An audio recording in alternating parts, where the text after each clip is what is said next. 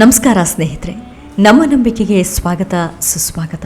ಸ್ನೇಹಿತರೆ, 10,000 ವರ್ಷಗಳಿಗೂ ಹಿಂದೆ ಅಮೇರಿಕನ್ನರು ಕಣ್ಣು ಬಿಡುವ ಮೊದಲೇ, ಯುರೋಪಿಯನ್ನರು ಹುಟ್ಟುವ ಮೊದಲೇ ಪ್ರಪಂಚದ ಹೆಚ್ಚಿನ ಕಡೆ ಬಟ್ಟೆ ಹಾಕದೆ ತಿರುಗುತ್ತಿದ್ದ ಕಾಲದಲ್ಲಿ ನಮ್ಮ ಕಣ್ಣು ಕೋರೈಸುವ ಅದ್ಭುತ ವೈದಿಕ ನಾಗರಿಕತೆಯೊಂದು ನಮ್ಮ ಭಾರತ ಉಚ್ಛ್ರಾಯ ಸ್ಥಿತಿಯನ್ನು ತಲುಪಿ ನಾವಿಂದು ನೆನೆಸಿಕೊಂಡು ತಲೆ ಎತ್ತಿ ನಿಲ್ಲುವಂತೆ ಮಾಡಿ ಅಖಂಡವಾಗಿ ವಿಕಸನಗೊಂಡಿತ್ತು.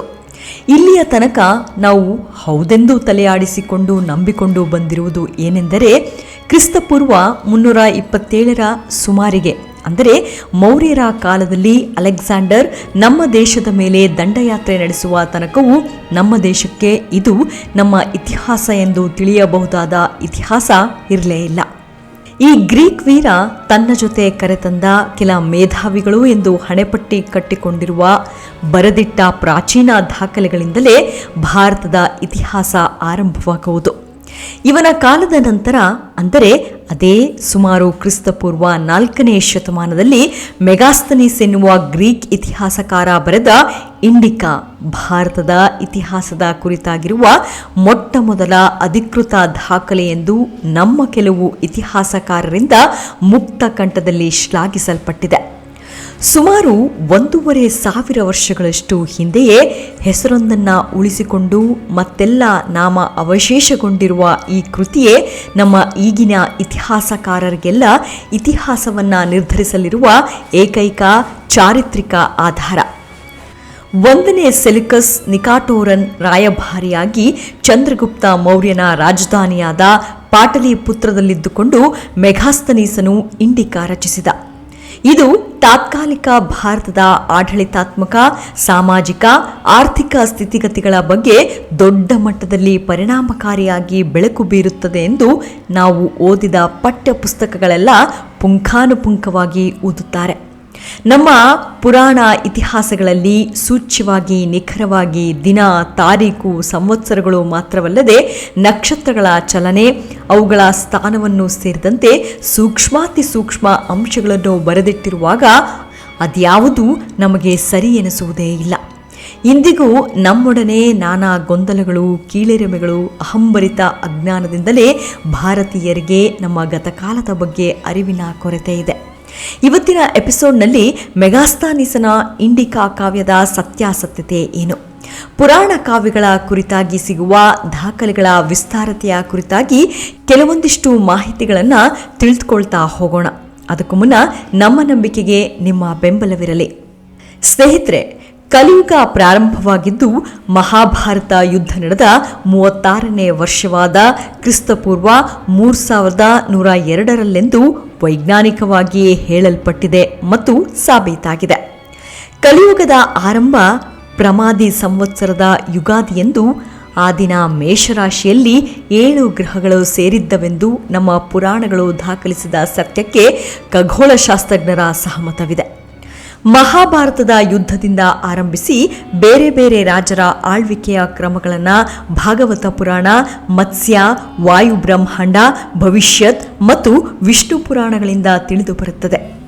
ಇವುಗಳಲ್ಲದೆ ಪ್ರಾಚೀನ ಖಗೋಳಶಾಸ್ತ್ರಜ್ಞರಾದ ವೃದ್ಧಗರ್ಗ ಹಾಗೂ 6ನೆಯ ಶತಮಾನದಲ್ಲಿದ್ದ ಭಾರತದ ಪ್ರಸಿದ್ಧ ಗಣಿತಶಾಸ್ತ್ರಜ್ಞ ಹಾಗೂ ಖಗೋಳ ವಿಜ್ಞಾನಿ ವಾರಾಹಿಮಿಹಿರನ ಶತಪಥ ಬ್ರಾಹ್ಮಣ, ಕಲ್ದಣನ ರಾಜತರಂಗಿಣಿ, ನೇಪಾಳ ರಾಜವಂಶಾವಳಿ, ಭಾಸ್ಕರಾಚಾರ್ಯರ ಸಿದ್ಧಾಂತ ಶಿರೋಮಣಿ, ಅದರ ಆಧಾರದಲ್ಲಿ ರಚಿತವಾದಂತಹ ಟೀಕಾ ಗ್ರಂಥ ಕೃಷ್ಣ ಮಿಶ್ರನ ಜ್ಯೋತಿಷ್ಯ ಫಲರತ್ನಮಾಲಾ, ಸೋಮನಾಥ ಮಿಶ್ರನ ಜ್ಯೋತಿಷ್ಯ ಕಲ್ಪಲತಾ, ಕಲಿಯುಗ ರಾಜ ವೃತ್ತಾಂತಗಳವರೆಗೆ ಲೆಕ್ಕವಿಲ್ಲದಷ್ಟು ಪೌರಾಣಿಕ, ಐತಿಹಾಸಿಕ ಕೃತಿಗಳು ಖಚಿತವಾಗಿಯೇ ವಿವರಿಸಿವೆ.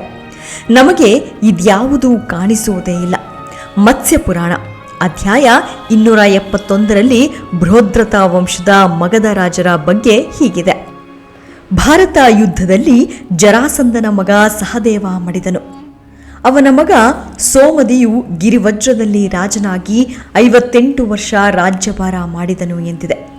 ಅದೇ ಮತ್ವ ಪುರಾಣದಲ್ಲಿ 273ನೇ ಅಧ್ಯಾಯದಲ್ಲಿ ಹೀಗಿದೆ: ಪರೀಕ್ಷಿತ ಹುಟ್ಟಿದ ನಂತರ ಮಹಾಪದ್ಮನ ಪಟ್ಟಾಭಿಷೇಕದವರೆಗೆ 1500 ವರ್ಷಗಳಾದವು ಎಂದು. ಮಹಾಪದ್ಮನಂದನಿಂದ ಆಂಧ್ರ ಪುಲೋಮನ ನಡುವಿನ ಅವಧಿ 836 ವರ್ಷಗಳು. ಅಂದರೆ ಪರೀಕ್ಷಿತ್ ರಾಜನ ಕಾಲದಿಂದ ಆಂಧ್ರರ ಪತನದವರೆಗೆ 1886 ವರ್ಷಗಳು ಕಳೆದಂತಾದವು. ಪರೀಕ್ಷಿತನ ಜನನದಿಂದ ಆಂಧ್ರ ರಾಜರ ಕಾಲದವರೆಗೆ ಹೀಗೆ 2700 ವರ್ಷಗಳಲ್ಲಿ ಅಗ್ನಿ ನಕ್ಷತ್ರದಲ್ಲಿದ್ದ ಸಪ್ತರ್ಷಿ ಮಂಡಲದ ಒಂದು ಸುತ್ತು ಪೂರ್ಣಗೊಂಡಿತ್ತು. ಮಹಾಭಾರತ ನಡೆಯುವುದಕ್ಕಿಂತ 571 ವರ್ಷಗಳ ಮೊದಲು, ಅಂದರೆ ಕ್ರಿಸ್ತಪೂರ್ವ 3709ರಲ್ಲಿ ಕುರುವಂಶದ ಬೃಹದ್ರಥನಿಂದ ರಾಜಗೃಹ ಅಥವಾ ಗಿರಿವಜ್ರವನ್ನ ರಾಜಧಾನಿಯನ್ನಾಗಿ ಮಾಡಿಕೊಂಡು ಮಗಧ ಸಾಮ್ರಾಜ್ಯ ಅಥವಾ ಬೃಹದ್ರಥ ರಾಜವಂಶ ಸ್ಥಾಪಿಸಲ್ಪಟ್ಟಿತ್ತು.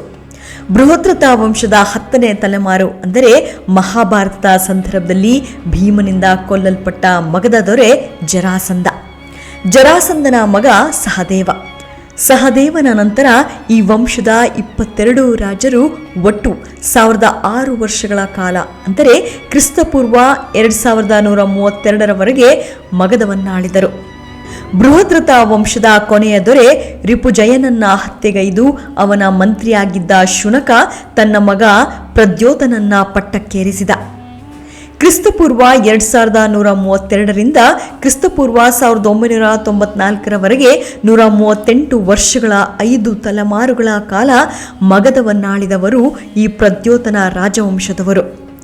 ಪ್ರದ್ಯೋತನ ವಂಶದವರ ನಂತರ ಕ್ರಿಸ್ತಪೂರ್ವ 1994ರಿಂದ 1634ರವರೆಗೆ 360 ವರ್ಷಗಳ ಕಾಲ ಮಗಧವು ಶಿಶುನಾಗ ವಂಶದ 10 ರಾಜರುಗಳಿಂದ ಆಳಲ್ಪಟ್ಟಿತ್ತು. ಈ ಸಾಮ್ರಾಜ್ಯವನ್ನ ಸ್ಥಾಪಿಸಿದವನು ಶಿಶುನಾಗ. ಇವನ ಮಗ ಕಾಕವರ್ಣ. ಶಿಶುನಾಗರ 4, 5, 6ನೇ ರಾಜರಾದ ಕ್ಷೇಮಜಿತ್, ಬಿಂದುಸಾರ ಮತ್ತು ಅಜಾತಶತ್ರುಗಳ ಕಾಲದಲ್ಲಿಯೇ ಬುದ್ಧನು ಬದುಕಿದ್ದನು. ಮಹಾಭಾರತ ಯುದ್ಧ ನಡೆದ ಸುಮಾರು 1500 ವರ್ಷಗಳು ಗತಿಸಿದವು. ಅಂದರೆ ಕ್ರಿಸ್ತಪೂರ್ವ 1634ರಲ್ಲಿ ಮಗಧದಲ್ಲಿ ಮಹಾಪದ್ಮನಂದನ ಪಟ್ಟಾಭಿಷೇಕ ನಡೆಯಿತು. ಅವನು ಮತ್ತು ಅವನ ಮಕ್ಕಳು ಸೇರಿ ನವನಂದರು 100 ವರ್ಷಗಳವರೆಗೆ ಆಳ್ವಿಕೆ ನಡೆಸಿದರು. ನಂದನರಿಂದ ತನಗಾದ ಅವಮಾನಕ್ಕೆ ಪ್ರತೀಕಾರವಾಗಿ ನಂದರ ಕೊನೆಯ ಅರಸ ಧನನಂದನನು ಚಂದ್ರಗುಪ್ತ ಮೌರ್ಯನೆಂಬ ಯುವರಾಜನ ಸಹಾಯದಿಂದ ಚಾಣಕ್ಯ ಕೊಲ್ಲಿಸಿದ ಮತ್ತು ಅವನನ್ನೇ ಕ್ರಿಸ್ತಪೂರ್ವ 1534ರಲ್ಲಿ ಮಗಧದ ಸಿಂಹಾಸನವನ್ನೇರಿಸಿದ. 316 ವರ್ಷಗಳ ಮೌರ್ಯ ವಂಶದ ಆಳ್ವಿಕೆಯ ನಂತರ 891 ವರ್ಷಗಳು ಶುಂಗ, ಕಣ್ವ ಮತ್ತು ಆಂಧ್ರ ವಂಶಗಳು ಮಗಧವನ್ನಾಳಿದವು. ಆಂಧ್ರ ವಂಶದ ಕೊನೆಯ ರಾಜ ಚಂದ್ರಶ್ರೀ ಅಥವಾ ಚಂದ್ರಮಸು ಆಳ್ವಿಕೆಯಲ್ಲೇ ಕ್ರಿಸ್ತಪೂರ್ವ 327ರಲ್ಲಿಯೇ ಅಲೆಕ್ಸಾಂಡರ್ ದಂಡಯಾತ್ರೆ ನಡೆದಿತ್ತು. ಈ ಚಂದ್ರಮಸುವನ್ನೇ ಗ್ರೀಕ್ ಲೇಖಕರು ಅಗ್ರಾಮ್ ಅಥವಾ ಕ್ಸಾಂಡ್ರಮ್ಸ್ ಎಂದು ಕರೆದಿದ್ದಾರೆ. ಮೊದಲನೇ ಚಂದ್ರಗುಪ್ತನು ಅದೇ ವರ್ಷ ಚಂದ್ರಮಸುವನ್ನು ಅವನ ಮಗ ಪುಲೋಮನನ್ನ ಹತ್ಯೆಗೈದು ಆಂಧ್ರ ನೃತ್ಯ ವಂಶವನ್ನ ಸ್ಥಾಪಿಸಿ ಪಾಟಲಿಪುತ್ರವನ್ನ ತನ್ನ ರಾಜಧಾನಿಯನ್ನಾಗಿಸಿ ಅಧಿಕಾರಕ್ಕೇರಿದನು. ಈ ಆಂಧ್ರ ನೃತ್ಯರೇ ಭಾರತೀಯ ಇತಿಹಾಸದ ಸ್ವರ್ಣಯುಗದ ನಿರ್ಮಾತೃ ಎನಿಸಿಕೊಂಡರು. ಗುಪ್ತರ ಚಂದ್ರಗುಪ್ತನ ಕಾಲದಲ್ಲಿ ಗ್ರೀಕ್ ರಾಜ ಸೆಲ್ಯೂಕಸ್ನ ರಾಯಭಾರಿಯಾಗಿ ಭಾರತಕ್ಕೆ ಮೆಗಾಸ್ತಾನಿಸ್ ಬಂದನು. ಈ ಚಂದ್ರಗುಪ್ತನ ಮಗನೇ ಇತಿಹಾಸ ಕಂಡ ಅಪ್ರತಿಮ ದಂಡನಾಯಕನೆಂದು ಹೊಗಳಲ್ಪಟ್ಟ ಸಮುದ್ರಗುಪ್ತ. ಈ ರಾಜರ ವಂಶಕ್ರಮವನ್ನ ಹಿಂದೂ ಪುರಾಣಗಳು ಮಾತ್ರವಲ್ಲದೆ ಪ್ರಾಚೀನ ಬೌದ್ಧ ಸಾಹಿತ್ಯಗಳು, ಎಲಿಯಂ ಜೋನ್ಸ್ನಂತಹ ಮಹಾನ್ ಇತಿಹಾಸಕಾರರು ಒಪ್ಪಿಕೊಂಡಿದ್ದಾರೆ. ಇಷ್ಟೆಲ್ಲ ಪ್ರಮಾಣ ಗ್ರಂಥಗಳಿದ್ದರೂ ಸಹ ಕ್ರಿಸ್ತಪೂರ್ವ 1534ರಲ್ಲಿದ್ದ ಚಂದ್ರಗುಪ್ತ ಮೌರ್ಯನನ್ನ ಕ್ರಿಸ್ತಪೂರ್ವ 327ಕ್ಕೆ ನಮ್ಮ ಇತಿಹಾಸಕಾರರು ತಂದು ನಿಲ್ಲಿಸಿದ್ದರು. ಇದು ಮೆಗಾಸ್ತಾನಿಸ್ನ ಕೊಡುಗೆ. ಈ ಚಂದ್ರಗುಪ್ತ ಮೌರ್ಯನನ್ನೇ ಅಲೆಕ್ಸಾಂಡರ್ನ ಸಮಕಾಲೀನನ್ನಾಗಿಸಿ ಭಾರತದ ಚರಿತ್ರೆಯ 1500 ವರ್ಷಗಳನ್ನೇ ಬ್ರಿಟಿಷರು ಇಲ್ಲವಾಗಿಸಿದರು. ಪರಮನೀಚ ಬ್ರಿಟಿಷರು ಮಾಡಿಟ್ಟು ಹೋದ ತಪ್ಪು ಕಾಲ ನಿರ್ಣಯಗಳನ್ನೇ ಸರಿಯೆಂದುಕೊಂಡು ಅವರು ಹೋದ ನಂತರವೂ ನಾವು ಅಪ್ಪಿ ಒಪ್ಪಿಕೊಂಡು ಕುಣಿದಾಡುತ್ತಿದ್ದೇವೆ. ಹಾಗೆಂದು ಬ್ರಿಟಿಷರು ಸುಮ್ಮನೆ ಊಹಿಸಿ ಕಾಲಗಣನೆ ಮಾಡಲಿಲ್ಲ. ಅವರಿಗಿದ್ದ ಆಧಾರ ಗ್ರೀಕ್ ಲೇಖಕರು ಉಲ್ಲೇಖಿಸಿದ ಸ್ಯಾಂಡೋ ಕಾಟಸ್ ಎಂಬ ಹೆಸರು. ಮೆಗಾಸ್ತಾನಿಸ್ ಮಾತ್ರವಲ್ಲದೆ ಡಿಯೋಡೋರನ್, ಕರ್ಟಿಯಸ್ನಂಥ ಗ್ರೀಕ್ ಲೇಖಕರೇ ಕಂಡ್ರಾಮ್ಸ್ನನ್ನ ಕೊಂದು ಸ್ಯಾಂಡ್ರೋಕಾಟಸ್ ಪಟ್ಟಕ್ಕೇರಿದನೆಂದು, ಆತನಂತರ ಅವನ ಮಗ ಸ್ಯಾಂಡೋಸ್ಪೀಟಸ್ ರಾಜ್ಯವಾಳಿದನೆಂದು ಹೇಳಿದ್ದಾರೆ. ಚಂದ್ರಗುಪ್ತ ಮೌರ್ಯ ಧನನಂದನನ್ನು ಕೊಂದು ಸಿಂಹಾಸನಕ್ಕೇರಿದ. ಅವನ ನಂತರ ಆಳಿದವನು ಚಂದ್ರಗುಪ್ತನ ಮಗ ಬಿಂದುಸಾರ. ಚಂದ್ರಗುಪ್ತನು ಚಂದ್ರಮಸುವನ್ನ ಕೊಂದು ಗುಪ್ತ ವಂಶವನ್ನ ಸ್ಥಾಪಿಸಿದ್ದ. ಅವನ ನಂತರ ಅವನ ಮಗ ಸಮುದ್ರಗುಪ್ತ ರಾಜನಾದ. ಇದನ್ನೇ ಕ್ಸಂಡ್ರಮಸ್ ಮತ್ತು ಸ್ಯಾಂಡ್ರೋಸ್ಟಿಪಸ್ ಹೆಸರುಗಳ ಧನನಂದ ಮತ್ತು ಬಿಂದುಸಾರನ ಗ್ರೀಕ್ ಅಪಭ್ರಂಶದ ಹೆಸರುಗಳಾಗಿರಬೇಕು ಅಥವಾ ಚಂದ್ರಮಸ್ ಮತ್ತು ಸಮುದ್ರಗುಪ್ತರದ್ದೋ ಇರಬೇಕು. ಸ್ಯಾಂಡ್ರೋಕಾಟಸ್ ಆ ಕಾಲದ ಭಾರತೀಯ ರಾಜರಲ್ಲೇ ಶ್ರೇಷ್ಠನೆಂದು, ಕುಲೀನ ಮನೆತನದವನೆಂದು, ದೊಡ್ಡ ಸೈನ್ಯದೊಂದಿಗೆ ಇಡೀ ಭಾರತವನ್ನೇ ಗೆದ್ದನೆಂದು ಗ್ರೀಕ್ ಇತಿಹಾಸಕಾರ ರಾಯಭಾರಿಗಳ ಮಾತು. ಚಾಣಕ್ಯನ ಬೆಂಬಲದಿಂದ ಶೂದ್ರ ಸ್ತ್ರೀಯ ಮಗನಾದ ಚಂದ್ರಗುಪ್ತ ಮೌರ್ಯ ಕೋಸಲ ವಿದೇಹದಂತ ಅಕ್ಕಪಕ್ಕದ ರಾಜರ ಸಹಾಯದಿಂದ ಅಧಿಕಾರವನ್ನ ಉಳಿಸಿಕೊಂಡಿದ್ದನ್ನ ಬಿಟ್ಟರೆ ಅವನು ಅಂತಹ ಶ್ರೇಷ್ಠ ರಾಜನಾಗಿರಲಿಲ್ಲ. ಆದರೆ ಮೊದಲನೇ ಚಂದ್ರಗುಪ್ತ ಹಾಗಲ್ಲ.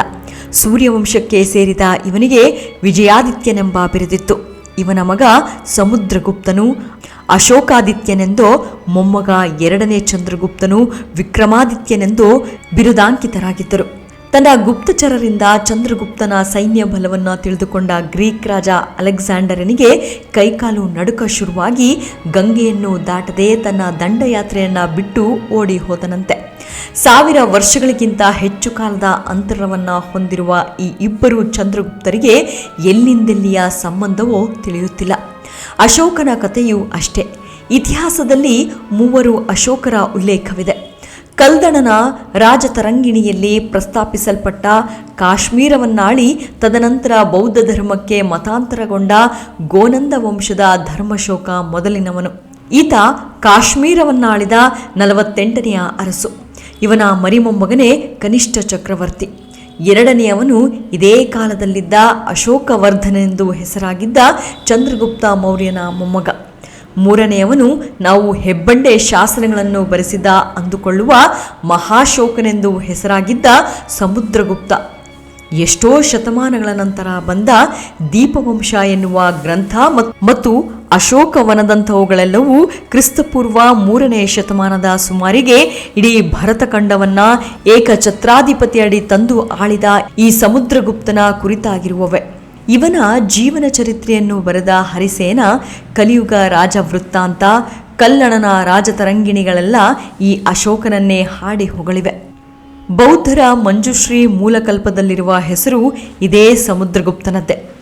ಈಗ ಅಶೋಕನ ಹೆಸರಲ್ಲಿ ಸಿಕ್ಕಿರುವ ಶಾಸನಗಳೆಲ್ಲ ಕ್ರಿಸ್ತಪೂರ್ವ 3ನೇ ಶತಮಾನದ್ದು. ಇದನ್ನು ನಂಬುವುದು ಬಿಡುವುದು ಆಮೇಲಿನ ಮಾತು.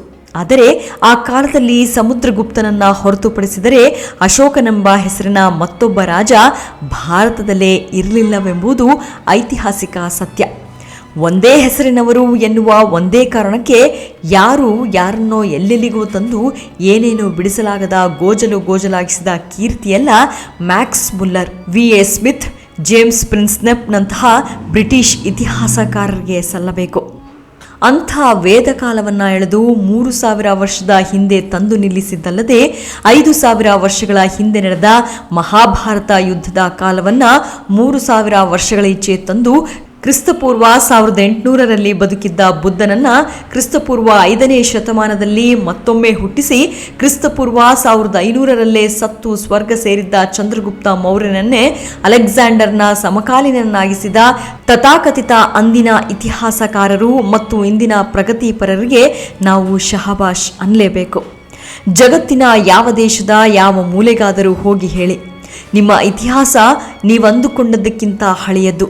ನಿಮ್ಮ ಹಿರಿಯರು ಪ್ರಪಂಚ ಕಾಣದ ವೈಭವದಲ್ಲಿ ಶ್ರೇಷ್ಠ ನಾಗರಿಕತೆಯೊಂದನ್ನು ನಡೆಸಿದರು ಎಂದು ಖುಷಿಯಿಂದ ಕುಣಿದಾಡುತ್ತಾರೆ.